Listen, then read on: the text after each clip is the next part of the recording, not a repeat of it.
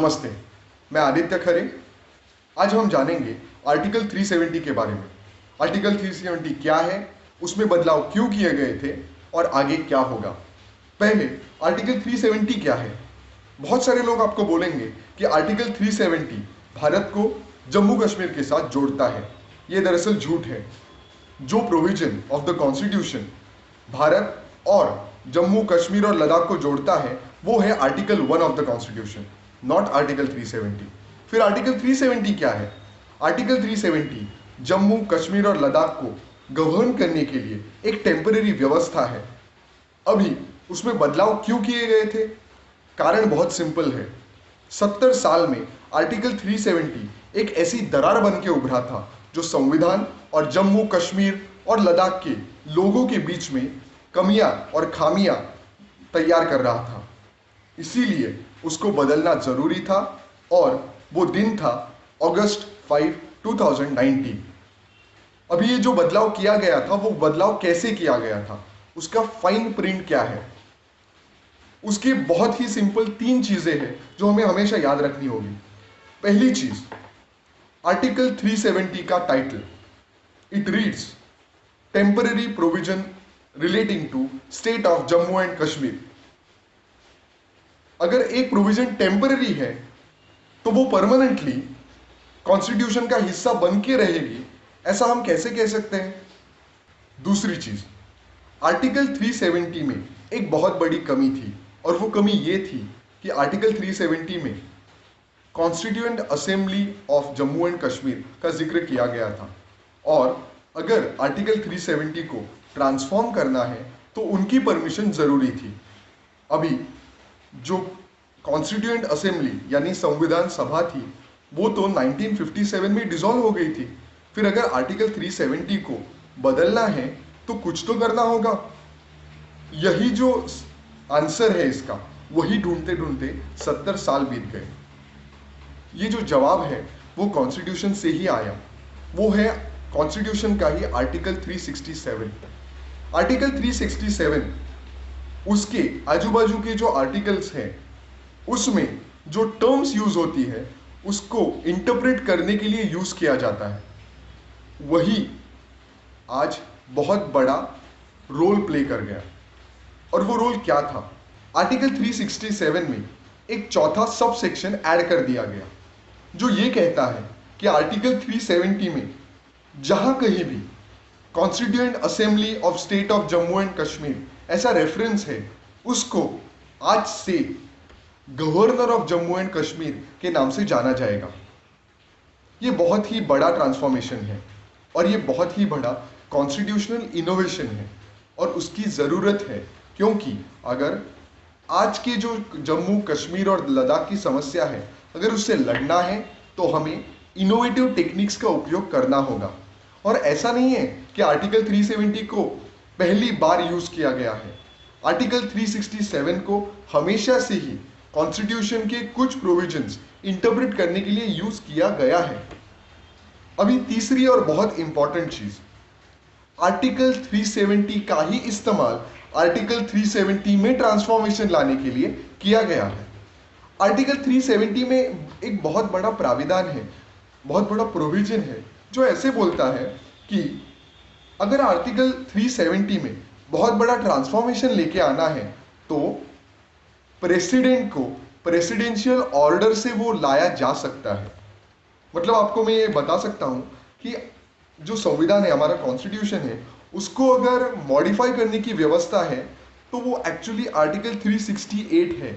लेकिन there is one more parallel way, और वो जो पैरेलल वे है जो बहुत ही लिमिटेड है वो है आर्टिकल 370 का फर्स्ट प्रोविजन जो ये कहता है कि जम्मू और कश्मीर के बारे में अगर कोई अमेंडमेंट करना है तो वो प्रेसिडेंशियल ऑर्डर से किया जा सकता है। तो भारत के महामहिम प्रेसिडेंट ने वही आर्टिकल 370 ने दी हुई पावर का इस्तेमाल किया और आर्टिकल 370 में जो बहुत बड़ी कमियां थी वो मिटाने की पूरी कोशिश की। आर्टिकल 370 में ट्रांसफॉर्मेशन करने के बाद जम्मू एंड कश्मीर और लद्दाख रीजन को अलग अलग किया गया है। जम्मू एंड कश्मीर को यूनियन टेरिटरी विथ लेजिस्लेचर, मतलब विथ उधर की जो विधानसभा है उसके साथ रखा है, और जो लद्दाख रीजन है उसको एक्सक्लूसिव यूनियन टेरिटरी बताया गया है। ये स्ट्रैटेजिकली बहुत ही इंपॉर्टेंट है क्योंकि लद्दाख रीजन चाइना की तरफ आता है, जहां पे सेंट्रल गवर्नमेंट को अगर कुछ चीज़ें और बदलाव करने हैं तो फुल अथॉरिटी होने की ज़रूरत है, और उधर लोगों की वैसी मांग थी। और दूसरा, आर्टिकल 370 के जो ट्रांसफॉर्मेशन हुआ उसके होने के बाद जम्मू एंड कश्मीर को कुछ साल के लिए यूनियन टेरिटरी बनाया गया है, लेकिन उधर की जो विधान परिषद है या विधानसभा है उसको बर्खास्त नहीं किया गया है। वो वैसे ही रहेगी और वो काम भी करेगी। लोगों की जो तकलीफें हैं वो संसद के सामने आएगी। आर्टिकल 370 में ये बहुत बड़ा ट्रांसफॉर्मेशन लाने के बाद एक बहुत बड़ा कानून पास हुआ जिसको state reorganisation bill state of Jammu and Kashmir, जो बाद में एक्ट बन गया, उसको पारित किया गया। ये एक्ट दरअसल ऐसा करता है कि जम्मू एंड कश्मीर को दो हिस्सों में डिवाइड करता है। पहला हिस्सा है जम्मू एंड कश्मीर और दूसरा हिस्सा है लद्दाख। लद्दाख एक पूरी यूनियन टेरिटरी है और Jammu and Kashmir union territory with legislature, मतलब जैसे दिल्ली में है वैसा उसका स्टेटस दिया गया है, ताकि जम्मू एंड कश्मीर के जो लोग हैं उनकी अगर कुछ ज़रूरतें हो, उनके अगर कोई प्रॉब्लम्स हो तो वो उधर की जो स्टेट असेंबली है उधर वो डिस्कस कर सकते हैं। लेकिन लद्दाख में जो निर्णय लिया गया है वो बोलता है कि लद्दाख सिर्फ एक यूनियन टेरिटरी है। इसका इम्प्लीकेशन बहुत इंपॉर्टेंट है।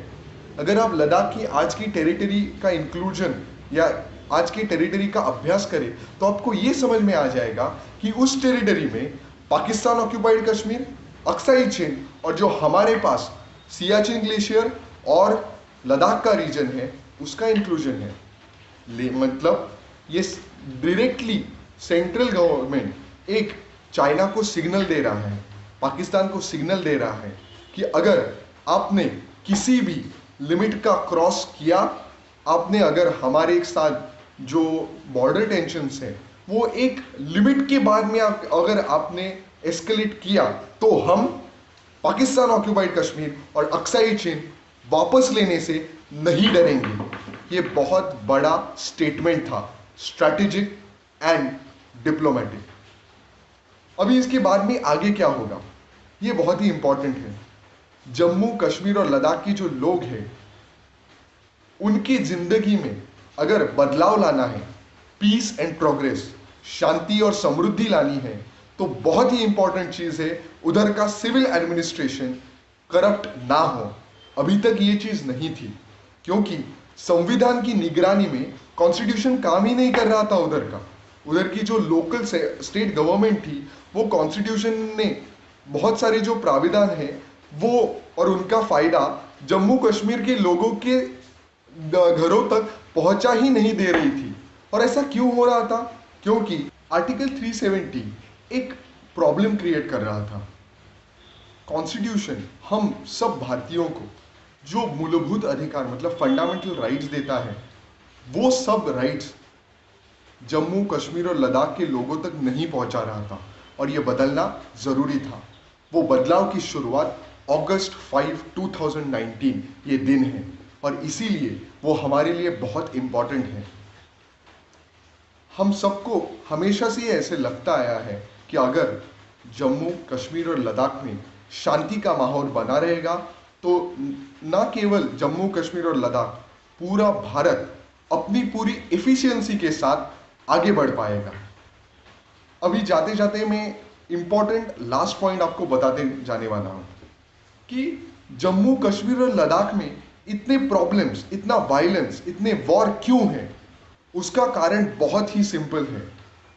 मानव की, मनुष्य की, ह्यूमन बीइंग की एक सिंपल जरूरत होती है, वो जरूरत है पानी।